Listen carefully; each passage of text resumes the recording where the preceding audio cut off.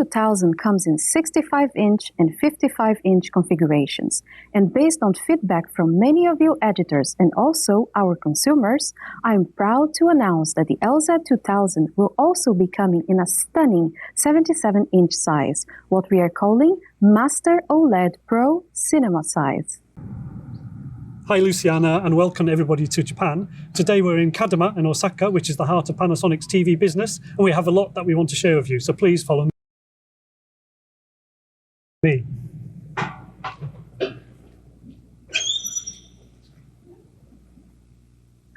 One of the things we've been really concentrating on the last 2 years is usability, by which I mean the fact that people watch different types of content at different times of the day, in different rooms, in different ambient environments.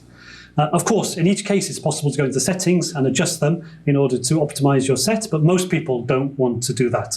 So last year, we introduced a new feature called Auto AI Mode, which uses artificial intelligence to detect the genre of content that you're viewing and then automatically adjust both the sound and the picture quality accordingly. We've also long had a feature which detects the ambient light in a room and adjusts accordingly.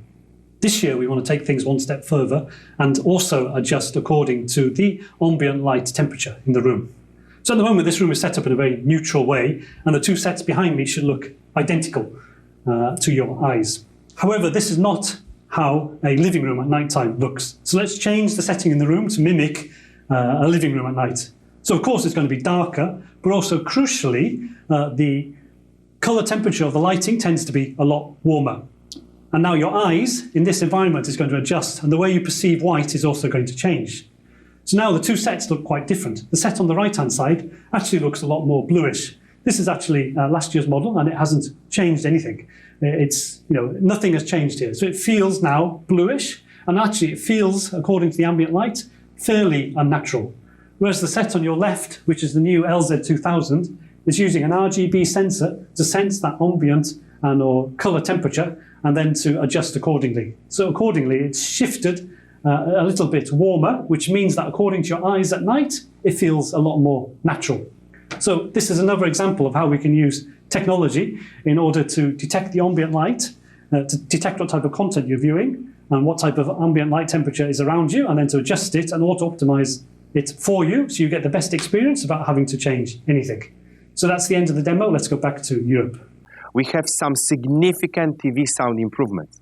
The LZ2000 will retain one-box upward and side-firing speakers of its predecessors, which make the room feeling truly cinematic surround sound possible. Thank you, Sebastian. At Panasonic, sound quality is just as important as picture quality, and for that reason we've been really trying to push the boundaries of what's possible with TV sound. We were the first to introduce upward-firing speakers. We've also introduced side-firing speakers, and this year we're completely overhauling the front-firing speakers. So what we're doing is we're going to be replacing the front-firing speakers with these very precise array speakers. So behind this grille here, you can imagine that we have the entire length of the television is now replaced with this type of speakers from left to right. And these array speakers actually bring us a lot of advantages. They bring us a better, a wider and a sound stage. They also bring us more precise sound, but I can't demonstrate that on video. So what I'm going to show you today is a completely new feature which these array speakers make possible, and that's directional sound. So let me explain. So behind here, I actually have a decibel meter. So as you can see from the GUI, we're now shifting the sound to the left-hand side of the screen. And I'm going to measure how loud it is at this spot here. So you can see it's roughly 67 or 68 decibels. If I now move to the other side of the screen, so this is the side that the sound isn't coming to, and then I measure it again here, you can see it's roughly 60 decibels. So that's a difference of about 7 decibels, which doesn't sound like a lot. But what you have to remember is that the decibel scale is actually a log scale. And what that means is that a relative small difference in terms of the decibels itself actually translates to a much bigger difference in terms of the perceived sound. So a difference of 10 decibels actually equates to a 3 times louder. So that's a big difference. But what's the advantages of this? So let me explain. If you look on the other side of the room, you can see that my colleague, Hashiba-san, is now working, and I don't want to disturb her. So if I now use the remote control to shift the sound point across to the left-hand side of the screen, so a very intuitive interface, I just shift it across like this, and position it to where I am here, roughly here. Then I measure it in exactly the same point again, which is here. You can see that the sound level here is now roughly 64 decibels, which is much, much louder, whereas it's much, much quieter on the other side of the room, so Hashiba-san can work in peace.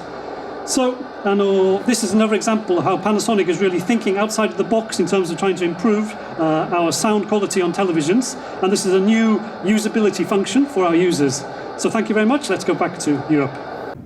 Hi, Thomas. And yes, we have some great new enhancements for gamers this year. Foremost among them is game control board. You press the button and up it pops as an overlay on top of the game you're playing. There's no need to leave the game. First of all, you can see all of the source metadata. Secondly, you have dark visibility enhancer. So you're playing a dark game, maybe you can't see where you're going, or there's enemies in the darkness, you can actually adjust that. You can take the brightness up so you can see what's going on in the darkness. Next, you can check and adjust the tone mapping, and also new for 2022, if it detects a compatible NVIDIA GPU, it's actually going to auto-optimize both the input lag and the VRR settings without you having to do anything.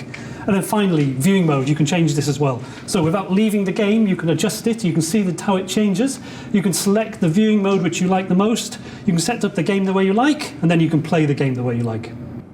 And there's actually even more good stuff for gamers. So if you're playing a 60 Hz source, we've introduced a new mode called 60 Hz refresh mode, which will dramatically decrease the latency. So as you can see here, we're measuring the input lag currently using a Leo Bodnar device, and you can see the lag is 10.5 milliseconds. But the very instant I turn 60 Hz refresh mode on, you can see that dramatically reduces down to just 1.5 milliseconds, which is a huge, dramatic decrease in the input lag, which means that it's an even better playing experience for our gamers. So that's it. That's everything from Japan. Let's go back to Thomas in the studio.